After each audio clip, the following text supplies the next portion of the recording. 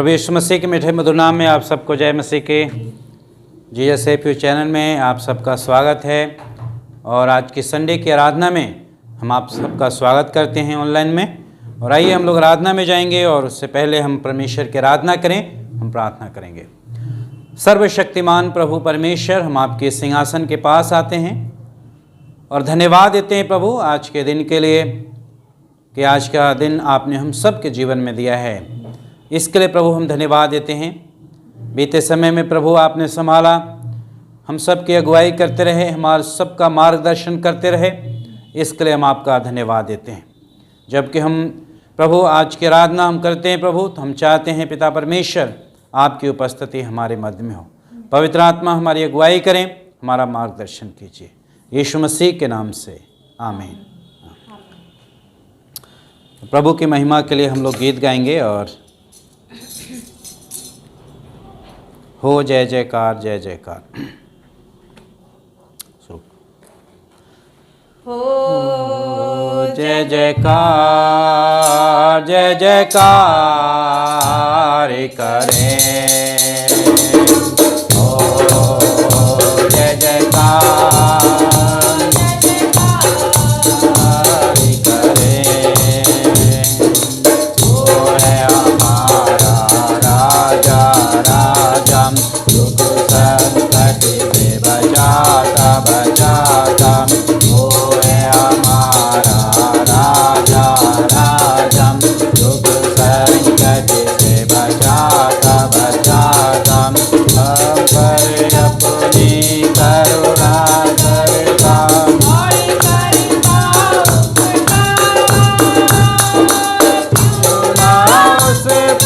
तन मन वारे दे अपना अधिकार। हो जय जयकार जय जयकार करें। हो जय जयकार जय जयकार करें। स्वर्ग है उसी का सिंहासन, पृथ्वी बनी है आसन आसन। उसी का सिंहासन सिंहासन, पृथ्वी बनी है आसन आसन। आकाश उसकी महिमा बताए, अर्थ कला को दिखाए। सारी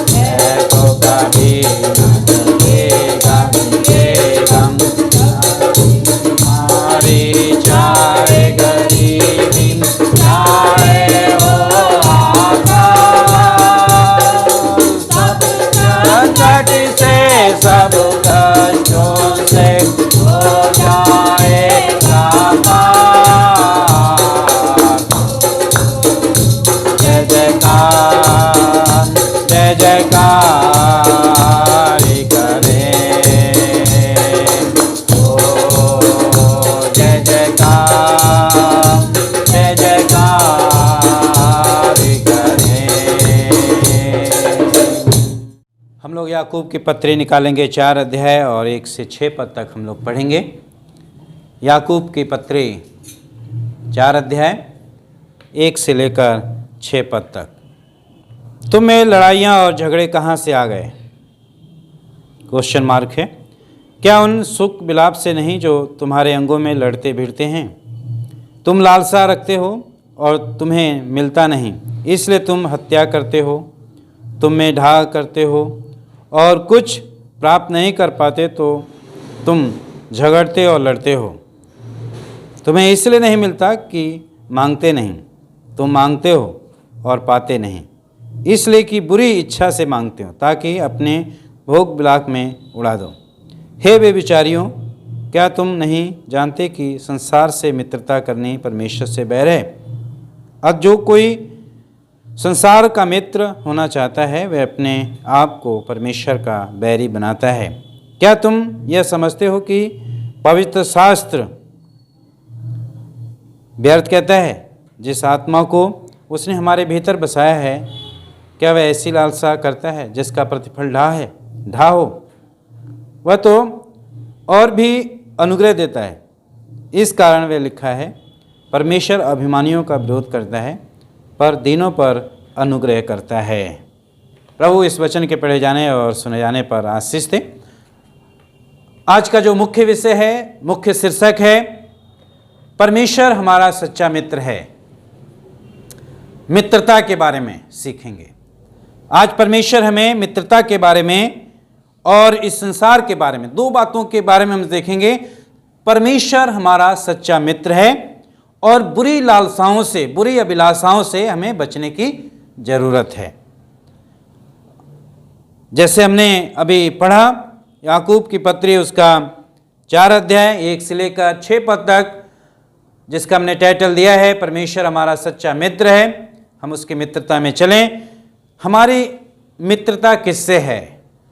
ये मेरा सवाल है, क्वेश्चन है। हमारी मित्रता किसके साथ ज़्यादा है?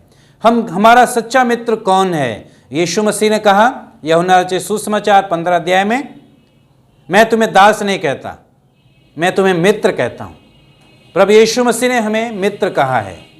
प्रभु यीशु मसीह ने कहा मैं तुम्हें अपना मित्र कहता हूँ, ताकि मित्र, इसलिए प्रभु ने कहा ताकि आप मन की बात, दिल की बात, हृदय की बात आप प्रभु से कह सकें, बता सकें। जैसे कि एक संसार में एक मित्रता होती है, लेकिन उससे भी बढ़कर प्रभु हमारा सच्चा मित्र है।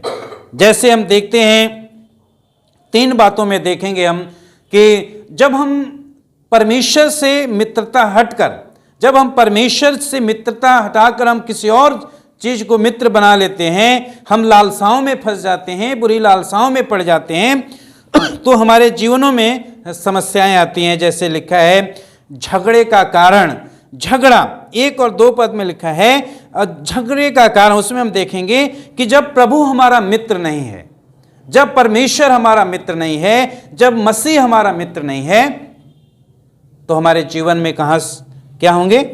झगड़े होंगे, लड़ाइयाँ होंगी। जैसे कि लिखा है तुम में लड़ाई और झगड़े कहाँ से आ गए? पहला क्वेश्चन मार्क है, कहाँ से आ गए? लड़ाई और झगड़ा कहाँ से आ गए? हमारा प्रभु तो शांति का प्रभु है। हमारा परमेश्वर मेल मिलाप का प्रभु है। हमारा परमेश्वर दया का प्रभु है। वो प्रेमी प्रभु है। वो विलंब से क्रोध करने वाला प्रभु है। तो यहाँ पे बताते हैं हर एक मसीह भाई बहन के लिए, हर एक मसीह भाई बहन जो प्रभु पे विश्वास करते हैं, जो प्रभु पे ईमान रखते हैं, जो प्रभु के साथ चलते हैं,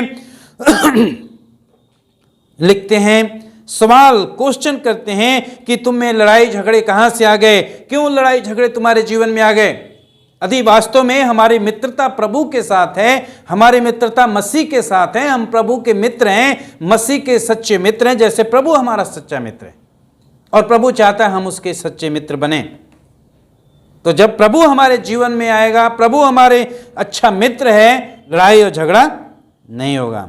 क्या उन सुख विलाप से नहीं जो तुम्हारे अंगों में लड़ते हैं? हम लड़ते हैं। क्यों लड़ते हैं? क्योंकि लिखा है दुष्टता का ज्ञान। संसार से जब हम मित्रता करते हैं, संसार से मित्रता का मतलब हम जब बुरी रास्तों में, बुरी संगति में पड़ जाते हैं, बुरी आदतों में पड़ जाते हैं, हम ऐसे जीवन जीने लगते हैं जो कि भक्ति के अनुसार जीवन नहीं है, तो हम किसके ज्ञान में चल रहे हैं? हम उस दुष्टता के ज्ञान में बढ़े, पाप के रास्ते में बढ़े। और उसके वजह से क्या होता है, हमारे अंदर आत्मिक जब युद्ध होता है और जब अंदर युद्ध होता है तो बाहर निकल कर आता है। फिर बाहर भी हमारे जीवनों में परिवारों में, घरों में, समाज में, कलीसिया में और लड़ाई झगड़े होते हैं। इसलिए प्रिय मसीह भाई बहनों, परमेश्वर हमें बताता है कि हमारे जीवन में लड़ाई झगड़ा नहीं होना चाहिए। कहाँ से आ गए? पहली बात, कहाँ से आ गए?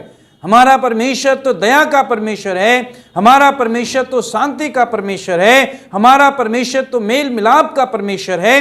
फिर कहाँ से आ गए? और फिर दूसरी उसी में लिखा है, वे तुम्हारे सुख विलाप से नहीं होंगे। तुम्हारे अंगों में लड़ते हैं, जो तुम्हारे अंदर लड़ते हैं, जो तुम्हें मिलता नहीं मिलता है। 2 पद में लिखा है, तुम लालसा रखते हो और तुम्हें नहीं मिलता है, इसलिए तुम हत्या करते हो, ढाक करते हो और कुछ प्राप्त नहीं होता, तुम लड़ते और झगड़ते हो। हम इसलिए लोग लड़ते झगड़ते हैं, शायद उन्हें जब नहीं मिलता है, वो मांगते हैं, उनके अंदर लालसाएं हैं, अभिलाषाएं हैं, और जब उनकी अभिलाषाएं पूरी नहीं होती हैं तो क्या करते हैं? लड़ाई और झगड़ा करते हैं, लड़ाई और झगड़ा करते हैं। जब हम संसार से मित्रता कर लेते हैं, संसार की बातों में लवलीन हो जाते हैं, संसार की चीज़ों के ऊपर, उसके ऊपर ज़्यादा समय बिताते हैं, और जब हमें नहीं मिलता है, जब हमारे जीवन में वो चीज़ नहीं आती है, तो हमारे जीवन में क्या होते हैं? ढा भी होते हैं, झगड़े भी होते हैं, लड़ाइयाँ भी होती हैं। लेकिन प्रभु कहता है ऐसा नहीं होना चाहिए भाई और बहनों। एक मसीह परिवार में, एक मसीह लोगों में, मसीह समाज में, जो कि परमेश्वर की पवित्र प्रजा है, परमेश्वर की निज संतान है, याजकों का समाज है, जैसे पतरस कहते हैं, तो कहाँ से ये आ गया? तो हमारे जीवन में बहुत जरूरी है कि हम अपने जीवनों को जांचें कि लड़ाई झगड़ा कहाँ से आए। इसलिए आ गए कि हम मांगते हैं पर हमें मिलता नहीं है। तुम्हें इसलिए नहीं मिलता क्योंकि मांगते नहीं, है ना? जब नहीं मिलता है कोई चीज, हमारी इच्छा के मुताबिक नहीं होता है, तब हमारे जीवनों में झगड़े आ जाते हैं, लड़ाई हो जाती है, क्लेश हो जाता है। और यही यहाँ पे लिखा है, ये बुरी अभिलाषा के वजह से होता है, ये बुरी लालसाओं के वजह से होता है। जैसे हम पढ़ेंगे 1 कुरिन्थियों उसका 3 अध्याय और 3 पद में,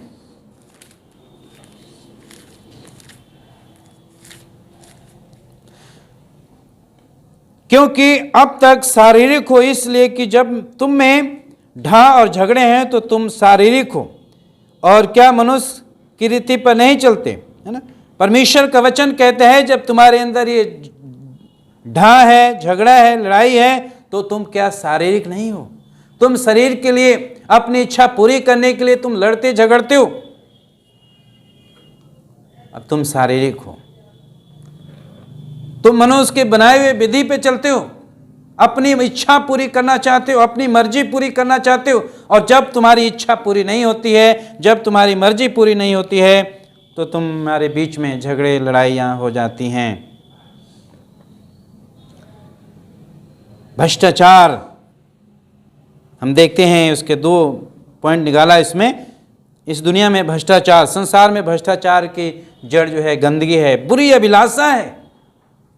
यदि हमारे जीवन से बुरी अभिलाषा खत्म हो जाएगी तो हमारे जीवन से जो भ्रष्टाचार है वो खत्म हो जाएगा। हर एक मसीह भाई बहन के लिए बहुत ज़रूरी है हम प्रेम के साथ, प्रेम जैसे मसीह ने हमसे प्रेम किया उसी प्रेम के साथ हम जीवन जिएं।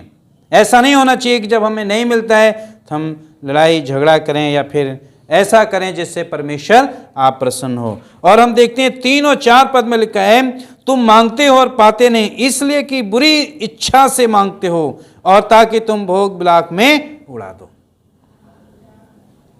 जो लड़ाई का परिणाम है वो ये है कि हम मांगते हैं पर बुरी इच्छा से, बुरी अभिलाषा से हम मांगते हैं। हम बुरी इच्छा से परमेश्वर के सन्मुख जाते हैं, अपनी इच्छा पूरी करने के लिए परमेश्वर के सन्मुख हम डिमांड रखते हैं, हम परमेश्वर से मांगते हैं कि प्रभु हमें ये चाहिए, और इसलिए लिखा है हमें नहीं मिलता है, नहीं मिलता है। इसलिए परमेश्वर नहीं देता है कि आप भोग विलाप में उड़ा दें। परमेश्वर ने जो आपको दिया है, वचन में लिखा है, संतोष सहित भक्ति बहुत बड़ी कमाई है। ना ही हम कुछ लाए हैं और ना ही कुछ लेकर जाएंगे। जो कुछ हमारे पास है उसी में संतोष रखें। अपने भोग विलाप के लिए, अपनी इच्छा पूरी करने के लिए हम प्रभु से हम मांगते हैं, नहीं मिलता है तो तुम्हारे लिखा है कि हमारे बीच में लड़ाइयाँ। ध्यान दें, हमारी विनती का जवाब क्यों नहीं मिलता है? हम प्रार्थना करते हैं, प्रभु के साथ समय बिताते हैं, हमें क्यों नहीं मिलता है? क्योंकि हम गलत नियत से मांगते हैं, हम गलत इच्छा से मांगते हैं, हम गलत नियत से मांगते हैं, इसलिए हमें नहीं मिलता है। प्रभु हमारा सब कुछ भी मांगने पर नहीं देता, क्योंकि ऐसा होने पर जब हम प्रभु से मांगते हैं और प्रभु हमें जब मांगा, हमने जो चीज प्रभु से मांगा प्रभु हमें देता है, तो हम क्या हो जाते हैं? स्वार्थी हो जाएंगे, अपनी मनमानी करने लगते हैं और हम बुरी लालसाओं में चले जाते हैं। हम सोचते हैं जो जैसा भी हम जीवन जी रहे हैं, संसारिक जीवन जी रहे हैं, हम मिल रहा है, प्रभु हमें दे रहा है, और फिर हम क्या हो जाते हैं? हम परमेश्वर से दूर चले जाते हैं, परमेश्वर से हम दूर हो जाते हैं। जो प्रभु हमारा सच्चा मित्र है, हम उससे अच्छी मित्रता बना कर रखें, उसके अनुग्रह में चलें, उसके प्रेम में चलें, उसकी दया में चलें, ना कि हम ढाह में चलें और ना कि हम बुराइयों में, लड़ाइयों में, झगड़ों में फंसें, बल्कि हम प्रभु के साथ हमें चलने की जरूरत है। यदि नहीं मिलता है, हम मांगते हैं नहीं मिलता है, तो ऐसा नहीं होना चाहिए कि हम प्रभु पे दोष लगाना ना लगें। हम ये ना कहें कि प्रभु ने हमें नहीं दिया, प्रभु पे दोष ना लगाएं। बहुत से लोग हैं जब नहीं मिलता है तो प्रभु पे दोष लगाते हैं, परमेश्वर पे दोष लगाते हैं। नहीं भाइयों, नहीं, परमेश्वर के वचन में लिखा है दोष मत लगाओ कि तुम पर भी दोष लगाया जाए। परमेश्वर जब हमें यदि नहीं मिलता है, हम परमेश्वर के साथ बैठते हैं, परमेश्वर के साथ समय बिताते हैं, मांगते हैं, नहीं वो चीज़ें देता है परमेश्वर, तो हमें परमेश्वर पे दोष लगाना नहीं चाहिए। हमें परमेश्वर के ऊपर दोष नहीं लगाना चाहिए कि प्रभु ने हमें नहीं दिया। प्रभु हमें नहीं देता है, प्रभु हमें देता है, हमारी जैसी आवश्यकता होती है वैसी देता है। प्रभु कुछ ऐसे माता पिता की तरह नहीं है कि जो मांगा, बच्चे ने जो कुछ मांगा उन्हें दे देता है। हम अपने मनों को खोलें, ईमानदारी से प्रार्थना करें, जो वह चाहता है या जो वह चाहता है हम वो करें, जैसा वो चाहता हम वैसा मांगें, तब प्रभु हमें देता है। प्रभु ऐसे माता पिता के समान नहीं है कि बच्चे ने जो डिमांड रखा, जो मांगा उसे दे दिया। आज संसार में यही होता है, दुनिया में यही होता है, और फिर जब ज़्यादा बच्चे के पास आता है तो फिर वो गलत संगति में चला जाता है। हमें क्या मांगना चाहिए? हमें क्या मांगना चाहिए? परमेश्वर के वचन में लिखा है हम अपने मन को खोलें, अपने हृदय को खोलें, प्रभु के लिए खोलें और सच ईमानदारी के साथ प्रार्थना करें, प्रभु के साथ ईमानदारी और सच्चाई के साथ, ना कि हम अपने भोग विलाप के लिए मांगे, अपने इस्तेमाल के लिए मांगे। लेकिन हमें क्या मांगना चाहिए? हम भजन संहिता में देखेंगे, भजन संहिता में हमें बताया गया है कि हमें क्या मांगना चाहिए प्रभु से, कि हमें प्रभु से मिलेगा। हमें क्या मांगना चाहिए? बहुत ज़रूरी है हम वो चीज़ मांगें जो हमारे जीवन के लिए उन्नति का कारण हो, जिससे हमारे जीवन हमारा प्रभु में बढ़े, हम प्रभु के भय में बढ़े, परमेश्वर के वचन में बढ़े। हमें वो चीज़ मांगना चाहिए, और चीज़ में मांगना। लेकिन क्या यहाँ पे लिखा है? भजनकार कहते हैं 139 अध्याय और 23 और 24 पद में लिखा है हमें जो मांगना चाहिए, हम ये चीज़ मांगें। हे परमेश्वर, मुझे जांच कर जान ले कि मुझ में परख कर मेरी चिंताओं को जान ले, और देख कि मुझ में कोई बुरी चाल है कि नहीं, और अनंत के मार्ग में मेरी अगुवाई कर। हमें परमेश्वर से ये चीज़ मांगना जरूरी है अपने जीवन के लिए। हम और चीज़ ही मांगते हैं, अच्छी बात है, प्रभु देते हैं, लेकिन वो चीज़ ना मांगे हम अपनी मर्जी पूरी करने के लिए। लेकिन हमें सबसे पहले परमेश्वर से प्रार्थना ये करना है कि हे परमेश्वर, मुझे जांच कर जान, मुझे जांच प्रभु, मेरे अंदर कोई कमी तो नहीं है। और लिखा है मुझे परख कर मेरी चिंताओं को जान ले। प्रभु मुझे परख और मेरी जो चिंताएं हैं उसे देख, उसे जान ले प्रभु, कि मेरे अंदर चिंताएं कौन सी हैं। और फिर आगे कहते हैं और देख मुझ में कोई बुरी चाल तो नहीं है, प्रभु मुझ में देख कोई बुरी चाल तो नहीं है, और अनंत के मार्ग में मेरी अगुवाई कर। हमें ये प्रार्थना करने की जरूरत है, हमें ये प्रार्थना करने की जरूरत है, हमें ये प्रार्थना करने की जरूरत है। और जब हम ये प्रार्थना करेंगे तो प्रभु हमें देगा, जो हम मांगेंगे मिलेगा। लेकिन हम बुरी इच्छा से मांगेंगे, बुरे काम के लिए मांगेंगे, अपनी इच्छा पूरी करने के लिए मांगेंगे, अपने भोग विलाप के लिए मांगेंगे, तो परमेश्वर नहीं देगा। और जब परमेश्वर जब नहीं मिलता है तब फिर क्या होते हैं, झगड़े लड़ाई होती है। लेकिन परमेश्वर का वचन कहता है हमें क्या मांगना चाहिए। प्रभु सबसे पहले, प्रभु मुझे जांच के देख, मुझे जांच, मुझे परख, मेरी चिंताओं को देख, मेरे अंदर कोई बुरी चाल तो नहीं है, और अनंत राज्य में मेरे, अनंत मार्ग में मेरी अगुवाई कर। प्रभु अपने वचन में अगुवाई कर, अपनी उपस्थिति में मेरी अगुवाई कर। प्रभु यीशु मसीह ने कहा धार्मिकता में, परमेश्वर के राज्य और उसकी धार्मिकता खोज करो तो हमें सब कुछ दे दिया जाएगा। तो हमें पहले परमेश्वर के राज्य की खोज करना है, परमेश्वर की इच्छा पूरी करनी है, तो प्रभु हमें देगा। लेकिन हम जब पहले डिमांड रखते हैं अपनी मर्जी पूरी करने के लिए, तो परमेश्वर नहीं, ऐसा नहीं करता है। और उसी के दूसरे भाग में लिखा है, हे बेविचारियों, क्या तुम नहीं जानते कि संसार से मित्रता करनी परमेश्वर से बैर है। अब जो कोई संसार से मित्रता करना चाहता है वह अपने आप को परमेश्वर का बैरी बनाता है।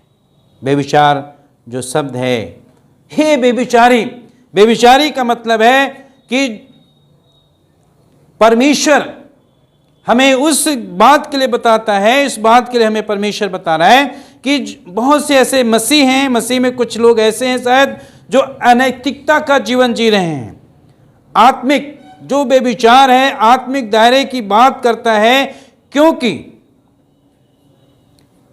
वह तुरंत संसार की बात करता है, संसार की दोस्ती मित्रता के बारे में बात करता है। जब हम परमेश्वर को, हम जो लोग हैं परमेश्वर के कहलाने वाले लोग हैं, परमेश्वर के बेटा बेटी हैं, हम परमेश्वर की संतान हैं, और हम जब परमेश्वर की संतान हैं, जब उसके कहलाने वाले लोग हैं, और जब हम उसे छोड़कर किसी और चीज को ज्यादा महत्व देते हैं, तो परमेश्वर उसे बेविचार कहता है, आत्मिक बेविचार। और इसलिए वहां लिखा है, हे बेविचारियों, आत्मिक बेविचार। परमेश्वर अपनी महिमा किसी को नहीं देता, वो जलन रखने वाला परमेश्वर है। तो आज प्रियो, हमें जांचने की जरूरत है, हमें अपने आप को देखने की जरूरत है कि हमारी मित्रता कहां पे है, हम किससे ज्यादा मित्रता कर रहे हैं, किसके साथ ज्यादा समय बिता रहे हैं। क्या हम प्रभु के साथ समय बिता रहे हैं, जो हमारा सच्चा मित्र है, जो हमारा सच्चा साथी है, जो हर समय हमारी मदद करता है, जो हर समय हमारी अगुवाई करता है, जो हमारी प्रार्थनाओं को सुनता है, वो हमारा सहायक है। क्या हम उसके साथ, हमारी मित्रता है। प्रभु यीशु मसीह ने कहा, मैं तुम्हें मित्र कहता हूं, दास नहीं कहता, क्योंकि दास को कुछ नहीं मालूम होता है, मित्र को सब कुछ मालूम होता है। क्या हमारा मित्र यीशु मसीह? क्या ऐसा तो नहीं है कि हम प्रभु के पीछे चलने वाले लोग हैं, हम मसीह लोग हैं, विश्वासी लोग हैं, प्रभु के बेटा बेटी हैं, और हम किसी और चीज को जब ज्यादा महत्व देंगे परमेश्वर को छोड़कर, तो परमेश्वर उसे बेविचारी कहता है। और हम पुराने नियम में इसके बारे में बहुत से देख सकते हैं। निर्गमन में, लय व्यवस्था में, जो इस्राएली लोग थे, जो यहूदी लोग, जो परमेश्वर के लोग थे, वो बार बार ऐसा करते थे, परमेश्वर के छोड़कर और किसी चीज में लग जाते थे, और परमेश्वर उन्हें बेविचारी कहता था। हम किसके साथ ज्यादा समय बिता रहे हैं? कहीं ऐसा तो नहीं हम दुनिया में, संसार में हम इतने लौलीन हो गए हैं, इतने हम उसमें हो गए हैं, हम परमेश्वर को भूल गए हैं, जो हमारा सच्चा मित्र है, जो हमारा सच्चा दोस्त है, जो हर कदम पे हमारे साथ रहता है, हर मुसीबत में हमारे साथ खड़ा रहता है, हर परिस्थिति में प्रभु हमारे साथ खड़ा है, यीशु मसीह खड़ा है। वो सच्चा मित्र है, वो प्रेमी परमेश्वर है, वो हमसे प्रेम करने वाला परमेश्वर है। ऐसा प्रेम क्या अपने बेटों को दिया है, ताकि हमारा जीवन नाश ना हो, हम जीवन में, अनंत जीवन में वो हमारी अगुवाई करता है। बहुत ज़रूरी है हम अपने आप को देखें, हम अपने आप को जांचें। कहीं हम ऐसी चीज़ों में लवलीन हो गए हैं जो एक बेविचार के समान है, जो परमेश्वर कहता है तुमने मुझे छोड़ दिया है। जो मेरे लोग हैं, जो मेरे कहलाते हैं, मेरी प्रजा के लोग हैं, मुझसे दूर हो रहे हैं। प्रियो, हमें पछताव करने की ज़रूरत है, मुड़कर प्रभु के पास आने की ज़रूरत है। हम प्रभु के बेटा बेटी हैं, हम प्रभु की संतान हैं।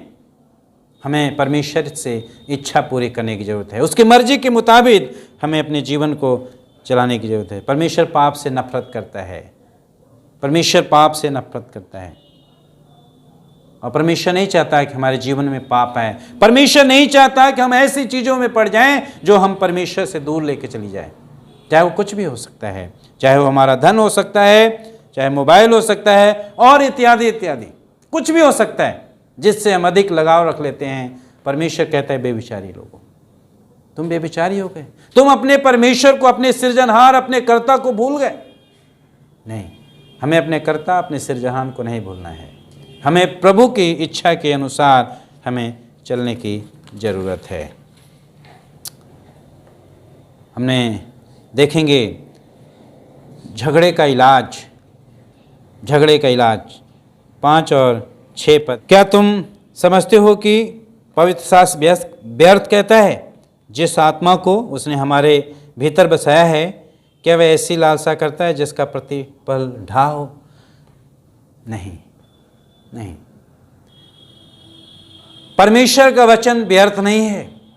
जो परमेश्वर ने हमारे अंदर आत्मा दिया है, पवित्र आत्मा दिया है, हमारे अंदर बसाया है, हमें दिया गया है, वो क्या वह ऐसी लालसा करता है जिसका प्रतिफल ढाओ? नहीं। परमेश्वर का आत्मा में इसलिए दिया गया है ताकि हम ईमानदारी के साथ, सच्चाई के साथ परमेश्वर के साथ चलें। परमेश्वर ने हमें इसलिए नहीं दिया है ताकि हम एक दूसरे को देख के ढा करें, हम लड़ाई करें, झगड़े करें, वाद विवाद करें, और हम परमेश्वर ऐसा नहीं चाहता है। परमेश्वर ने प्रियो हमें अपना आत्मा इसलिए नहीं दिया है ताकि हम ढा करें, इसलिए नहीं परमेश्वर ने दिया है। परमेश्वर ने इसलिए दिया है ताकि हम परमेश्वर की महिमा करें, परमेश्वर की महिमा करें, परमेश्वर की इच्छा के अनुसार जीवन जिएं, उसके अनुग्रह में चलें, उसके प्रेम में चलें। परमेश्वर ने इसलिए हमें अपनी आत्मा दिया है। जैसे हम पढ़ते हैं 1 कुरिन्थियों उसका 3 के 16-17 में लिखा है, क्या तुम नहीं जानते कि तुम परमेश्वर के मंदिर हो और परमेश्वर का आत्मा तुम में वास करता है? परमेश्वर का आत्मा में इसलिए दिया गया है ताकि हमारा जीवन एक मंदिर के समान चमके, आत्मिक मंदिर। और प्रभु कहता है जो मेरे मंदिर को नाश करता है मैं उसे नाश कर दूंगा, और वो मंदिर तुम हो। और परमेश्वर ने हमें आत्मा इसलिए दिया है, इसलिए नहीं दिया है ताकि हम ढा करें, झगड़े करें, बुरी अभिलाषाओं में फंसें, बल्कि इसलिए दिया है ताकि हम अपने पिता की इच्छा पूरी करें, उसके इच्छा के मुताबिक मांगें, उसकी इच्छा के अनुसार चलें। हम अपने परमेश्वर पिता से एक सच्चे मित्र के समान, जो हमारा प्रभु यीशु मसीह है, जो हमारा प्रभु यीशु मसीह सच्चा मित्र है, उस मित्रता में बढ़ें, उसके अनुग्रह में चलें, ना कि ढा में, बुरी अभिलाषा में चलें। इसलिए परमेश्वर ने हमें दिया है ताकि हम परमेश्वर की महिमा करें। दुनियादारी को हम त्याग कर प्रभु की इच्छा को पूरी, दुनियादारी मतलब पाप, बुरी इच्छाएं, अभिलाषाएं, इन सब को त्याग कर हम पिता की इच्छा को पूरा करें। इसलिए परमेश्वर का आत्मा हमें दिया गया है कि अनंत जीवन के मार्ग में वो हमारी अगुवाई करता है। इसलिए नहीं है कि हम ढा करें, झगड़ा करें, लड़ाई करें। 6 पद में लिखा है वह तो हमें और भी अनुग्रह देता है, इस कारण वह लिखा है परमेश्वर अभिमानियों का विरोध करता है पर दीनों पर अनुग्रह करता है। परमेश्वर अनुग्रह करने वाला परमेश्वर है, वो अनुग्रहकारी परमेश्वर है, वो अनुग्रह करता है। जब उसके लोग, वचन में लिखा है मेरी प्रजा के लोग जो मेरे कहलाते हैं दीन हो के प्रार्थना करें, मेरे दर्शन के खोजी बने, स्वर्ग से मैं सुनकर उनके पाप क्षमा करूंगा, उन्हें ज्यों का त्यों कर दूंगा। वो अनुग्रह करने वाला अनुग्रहकारी परमेश्वर है। और साफ साफ लिखा है यहां पे परमेश्वर अभिमानियों का क्या करता है? विरोध करता है। जो अभिमान करते हैं परमेश्वर उनका विरोध करता है। नीति वचन उसका जो है 16 और 17 पद। 6 वस्तुओं से यहोवा बैर रखता है, वरन 7 है जिससे वे घृणा करता है, अर्थात घमंड से चिड़ी हुई आंख, झूठ बोलने वाली जीभ और निर्दोष का लहू बहाने वाला हाथ, अनर्थ कल्पना करने वाला मन, बुराई करने वाले पैर, वेग से दौड़ने वाले पांव और झूठ बोलने वाले की साक्षी और भाइयों के बीच में झगड़ा उत्पन्न करने वाला मनुष्य। यदि हमारे जीवन में घमंड है, अहंकार है, तो साफ साफ परमेश्वर कहता है, घृणा करता है। परमेश्वर अभिमानियों का विरोध करता है। और प्रियो, जब हम मसीह हैं, हम प्रभु के लोग हैं, प्रभु के बेटा बेटी हैं, तो हमारे जीवन में घमंड नाम की चीज नहीं होनी चाहिए। यदि घमंड को हम अपने जीवन में राज्य करने देंगे तो हम परमेश्वर के बैरी हो जाएंगे, परमेश्वर के दुश्मन हो जाएंगे। परमेश्वर नफरत करता है घमंड से, और साफ साफ प्रभु कहता है घमंड से चढ़ी हुई आग परमेश्वर को पसंद नहीं है। और जो हमने आगे देखा ये सारी बातें हैं। इसलिए प्रभु चाहता है कि हम नम्र बने, हम दीन बने, उसके अनुग्रह में चलें। परमेश्वर दीनों पर अनुग्रह करता है। जो दीन लोग हैं, जो नम्र लोग हैं, जो नम्र स्वभाव के हैं, प्रभु उनके ऊपर क्या करता है? अनुग्रह करता है। जैसे कि हम पढ़ते हैं इसका 3 अध्याय याकूब 3 के 13 में लिखा है, तुम में ज्ञानवान और समझदार कौन है, जो ऐसा हो जो अपने कामों को अच्छे चाल चलन से उस नम्रता सहित प्रकट करे जो ज्ञान से उत्पन्न होता है। नम्रता, प्रभु चाहता है हम नम्र बने, प्रभु चाहता है हम दीन बने, प्रभु के शरण में रहें, प्रभु की उपस्थिति में रहें। पत्रस की पुस्तक में लिखा है, परमेश्वर के बलवंत हाथों के नीचे दीन बनो, वो तुम्हें उचित समय पर बढ़ाएगा। हमें दीन बनने की जरूरत है, हमें दीनता का जीवन जीने की जरूरत है। प्रभु यीशु मसीह ने पहाड़ी उपदेश में कहा है, धन्य वे जो मन के दीन हैं। हमें दीन बनने की जरूरत, प्रभु कहते हैं धन्य वे लोग, और हमें परमेश्वर में दीनता का जीवन जीने की जरूरत है। दीनता का जीवन, परमेश्वर के प्रति समर्पण का जीवन होना चाहिए। दीनता का जीवन, समर्पण का जीवन, और हमारा जीवन ऐसा होना चाहिए जो परमेश्वर को भाए।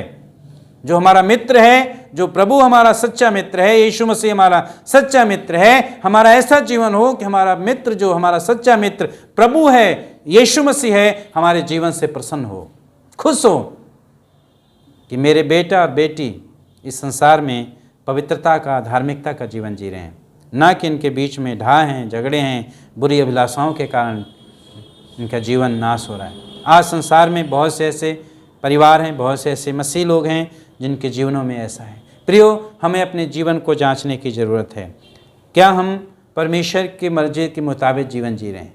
क्या हम ऐसी प्रार्थना करें जैसे दाऊद प्रार्थना करते हैं? भजन संहिता उसके 139 के 23-24 में हमें वैसी प्रार्थना करने की ज़रूरत है, वैसे हमें चलने की ज़रूरत है। हमें प्रभु के जो लोग हैं, प्रभु की इच्छा पे हमें चलने वाले लोग हैं, क्या प्रभु हमारे जीवन कि हम प्रभु की इच्छा को पूरा कर रहे हैं, या हम किसी ऐसी चीज़ को ज़्यादा महत्व दे रहे हैं जो हमें परमेश्वर से दूर लेके चला जा रहा है। और फिर परमेश्वर कहता है तुम बेविचार करते हो, तुम मुझे छोड़ दिए, मेरे को त्याग दिए हो। प्रियो, हमें अपने जीवन को देखने की ज़रूरत है, और हम मसीह में अच्छे बढ़ रहे हैं, बहुत अच्छी बात है। प्रभु आप सबको बहुत बहुत आशीष दे, और हम अपने जीवन को समर्पित के साथ जिएं, और हम दीनता का जीवन जिएं, नम्रता का जीवन जिएं, और उसका अनुग्रह तभी हमारे ऊपर होगा। यदि हमारे अंदर थोड़ा सा भी घमंड है प्रियो, तो आज हमें पश्चाताप करने की ज़रूरत है। प्रभु के सन्मुख दीन बने, प्रभु सब दूर कर देगा हमारे जीवन से, और हम दीनता में और उसके अनुग्रह में बढ़ें। प्रभु आप सबको आशीष दे। God bless you. आइए प्रार्थना करेंगे।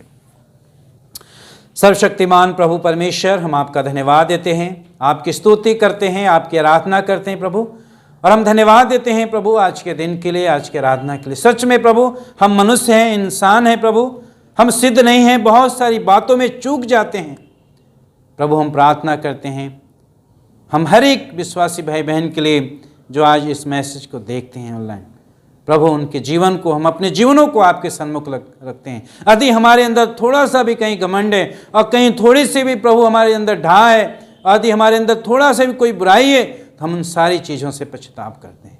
प्रभु दूर करें, हमें नम्र बनाए प्रभु, ताकि हम आपकी इच्छा पूरी करने वाले बने, हम आपकी इच्छा के अनुसार चल सकें प्रभु जी। हमें, और प्रभु आप हमारे सच्चे मित्र हैं यीशु मसीह। प्रभु जी हमें इस योग्य बनाएं ताकि हम आपकी महिमा हर दिन हमारे जीवन से हो, हम आपकी दीनता में, आपके अनुग्रह में बढ़ते चले जाएं। प्रभु हमारे अंदर से तमाम प्रकार घमंड अहंकार दूर करें, ताकि हमारे जीवन आशीष में हो, हम लोगों के लिए आशीष का कारण बने, यीशु मसीह के नाम से आमीन। प्रभु आप सबको आशीष दे। जय।